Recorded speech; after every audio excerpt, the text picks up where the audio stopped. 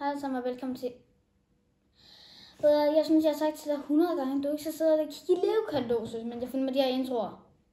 Men nej, det har du. Men du må have en dårlig hukommelse. Hej alle sammen og velkommen til nogle videoer her på min kanal. Og i dag, der synes jeg, at vi skal tage os ud for noget lidt specielt end normalt. For i dag, der er jeg simpelthen bygget my own creation. Jeg har nemlig bygget et mock, som det hedder. Og det skal forestille noget meget specielt, som vi kan høre om senere. Det er den her My Own Creation, det skal forestille. Det er en scene fra The Book of Boba Fett. Den serie, den kommer ud i 2021.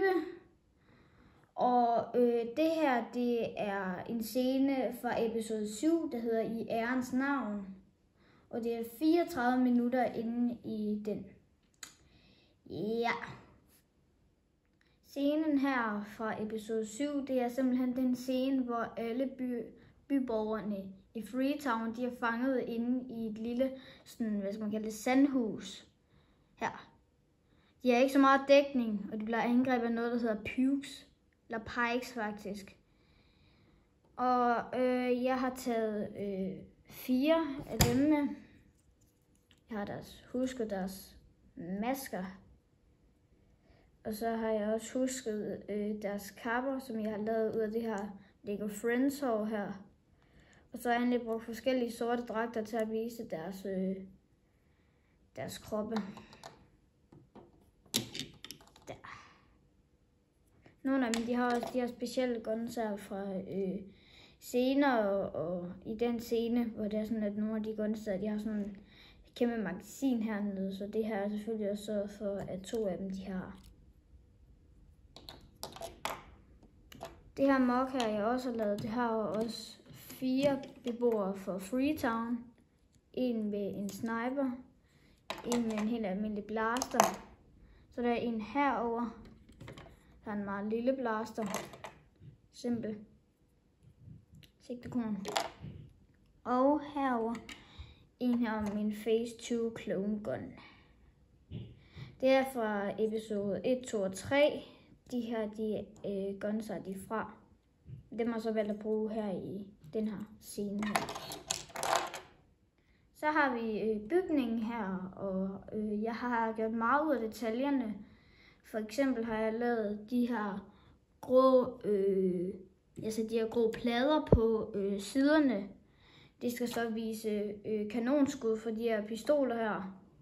Fordi at de gemmer sig jo bag dem der. Så de kan jo ikke ramme, så de kommer til at skyde ind på muren. Og så bliver den jo lidt slidt. Men ja, jeg har lavet lidt detaljer. Væggene der, de er fulde af grå plader til at vise skud. Herom der har jeg lavet 2 trapper. Der er lidt sand på dem. Det er også de trapper, man kan se i selve scenen. Så kan jeg sætte en figur her. Og så kan jeg måske sætte en herover, der er i dækning. Og så kan jeg sætte en for eksempel oppe på taget her, eller bare hernede. Sådan der. De kan så beskytte dem selv, fordi de er jo fanget inde i bygningen jo. De kan ikke komme væk. Men så har jeg også bygget indgangen her. Jeg har lavet lidt, sat lidt plader på de her almindelige plader, store plader, så det så mere sådan sandagtigt ud. Og så har jeg brugt forskellige plader til at lave runde cirkler til sandet, så det ser mere realistisk ud. Jeg har også lavet en ekstra mur herover med et ekstra vindue, fordi jeg tænkte, at det skal føles lidt mere som sådan indelukket. For hvis jeg bare tog den her af, så var det ikke så indelukket ud. Så jeg lavede lige den her, for at det kunne sige ekstra sådan indviklet, og sådan, at bygningen den sådan er lille. Og at, at det ikke har så mange veje ud. Herovre der har jeg lavet en lille bræde her, jeg har sat på. Den har jeg så sat ved siden af. Sådan en her lille en med sådan et hul i, så det er sådan, den ikke kan komme igennem der, og så den ikke kan svinge over til den anden side, så den bliver der. Den her klods her, den har jeg for et Harry Potter sæt, der kom ud i 2024, tror jeg. Der var med sådan en ildeslange med. Jeg har egentlig aldrig været til Harry Potter, men så ja, den er meget stabil også. Går ikke fra hinanden. Så længere, hvis jeg bare kun holder herover, så lige meget om jeg ryster den eller ej, så falder den her mur ikke af. Så lidt detaljer her med de her små klodser herover, der sådan er brugt til stearinlys nu, men jeg synes, de giver en god stemning.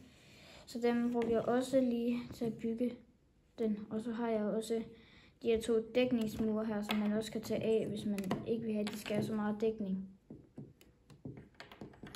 Og ja. Så har jeg lavet taget heroppe, som jeg er meget tilfreds over. Det er blevet meget glat. Undskyld. Ja, det blev meget glat, og jeg har gjort det lidt mørkere, så det var sådan, man mere kunne se det, og det sådan gav mere den almindelige Lego-vibe. Og så har jeg brugt sådan en her 1x2 plus en halv her, til at sætte den på i hjørnet, så jeg synes, det giver mere stemning, og så hvis jeg skal få bitten ud, der sidder det også bedre fast. Så ja.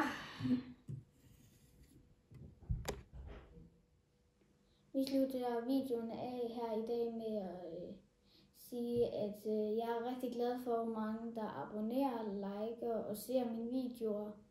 Jeg er rigtig glad for at se, hvor mange visninger mine videoer får. Det bliver jeg bare meget stolt af og rigtig glad for. I hvert fald, jeg synes bare, at vi ses i min næste video. Hej.